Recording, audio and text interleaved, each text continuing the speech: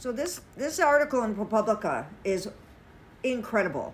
It chronicles a woman named Lala, we call her Lala, and she was working off a job, and I guess her LinkedIn profile would, she doesn't remember applying for a job with Global X Airlines, but she ended up doing it.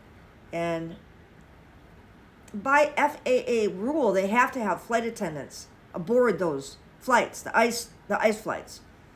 And then she got scammed into working at this airline when they talked about, oh, it was going to be glamorous, and you're a flight attendant, it's a vocation, it's a calling.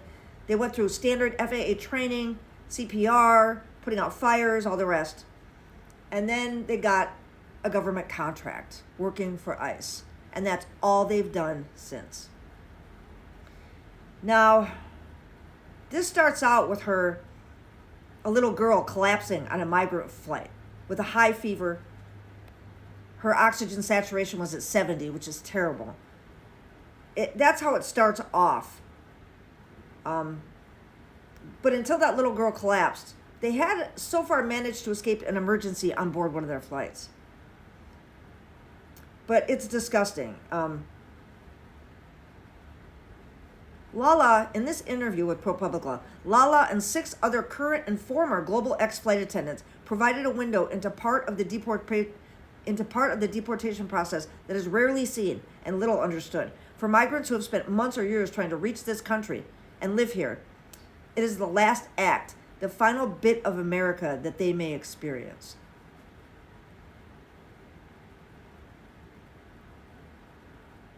All but one of the flight attendants requested anonymity or asked that only a nickname be used, fearing retribution or black marks as they look for new jobs in a very insular industry. So, and also because ICE and Global X and other charter carriers did not respond to questions after being provided with detailed lists of this story's findings, the flight attendants' individual accounts are hard to verify, but their stories are consistent with one another. They are also generally consistent with what has been said about ICE Air in legal filings, news accounts, academic research, and publicly released copies of the ICE Air Operations Handbook. So it starts off with an emergency about this little girl. And then they started saying, at first, Trump wanted to act like, on social media, there were highly stylized video that came out about the deportations.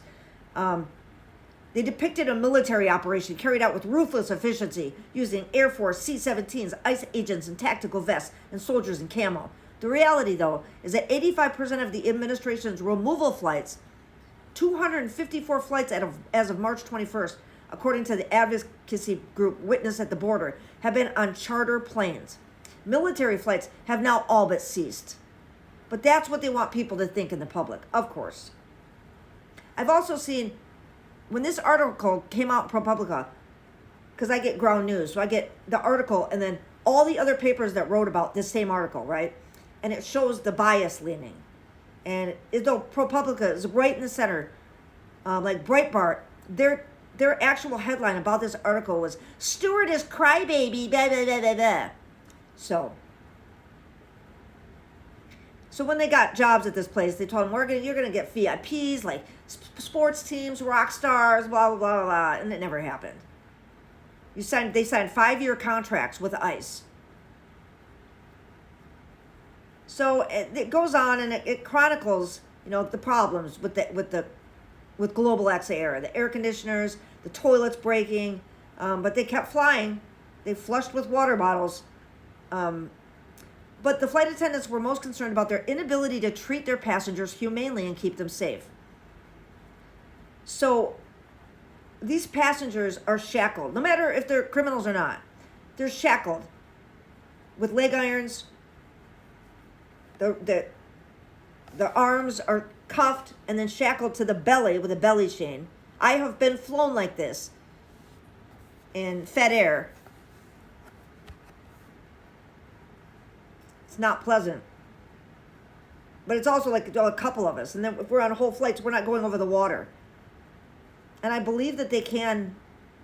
Now I don't know. Like after reading this fucking article, I don't know if they could have actually evacuated all of us if there was an emergency. So it is kind of scary. So when they got the job, they were all pretty excited. They made it seem very glitzy and glamorous. We're here to evacuate you. Yes, we make good drinks, but we evacuate you. And so then they were started to give instructions.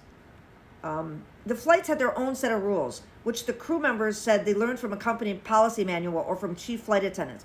Don't talk to the detainees. Don't feed them. Don't make eye contact. Don't walk the aisles without a guard escorting you. Don't sit in aisle seats where detainees could get close to you. Don't wear your company-issued scarf because of safety concerns that a detainee might grab you by the neck and use it against us.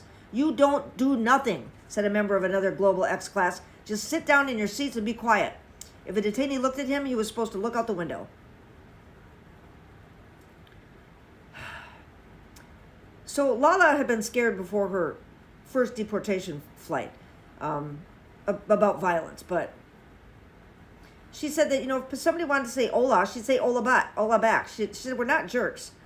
Another recalled taking a plane load of children and their escorts on a domestic transfer from southern border to an airport in New York. He tried to slip snacks to the kids. Even the chaperones were like, don't give them any food. And he said, I'm like, where's your humanity? A second flight attendant said the children on the New York flight were fed by the escorts.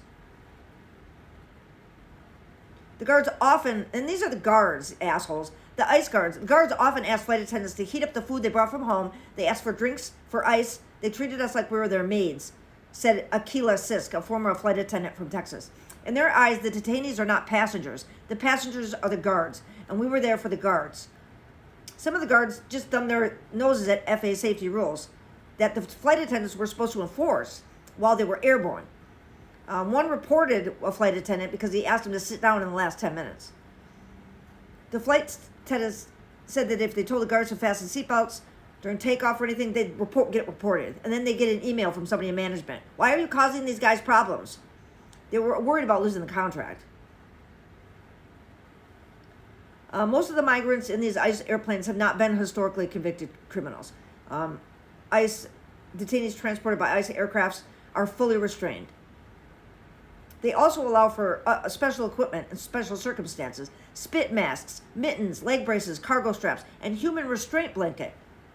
Multiple lawsuits on behalf of African asylum seekers concern the use of one such item known as the wrap. It's a cross between a straitjacket and a sleeping bag.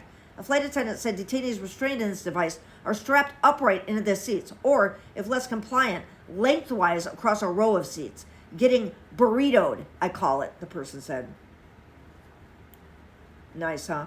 There's so many cases pending against the wrap, but it still continues. A video from Seattle's Boeing Field taken in February shows officers and guards carrying a wrapped migrant into the cabin of the deportation plane.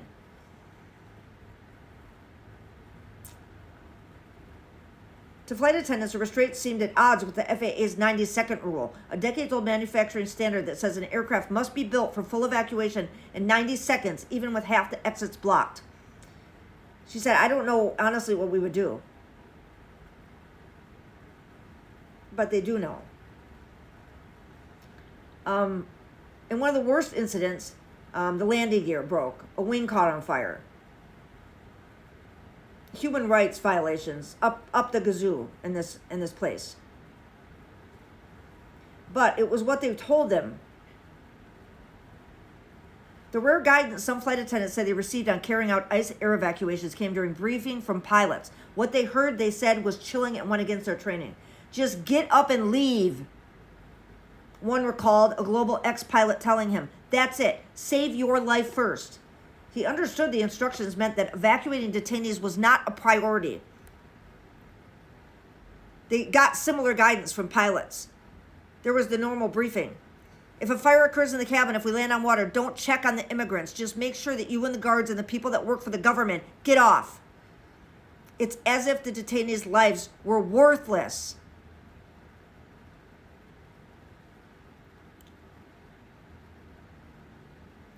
So the little girl ended up going to a hospital, but they wouldn't let her mother off, and they separated them. This is what ICE is doing in the air. She never learned if the little girl made it or not. Yeah.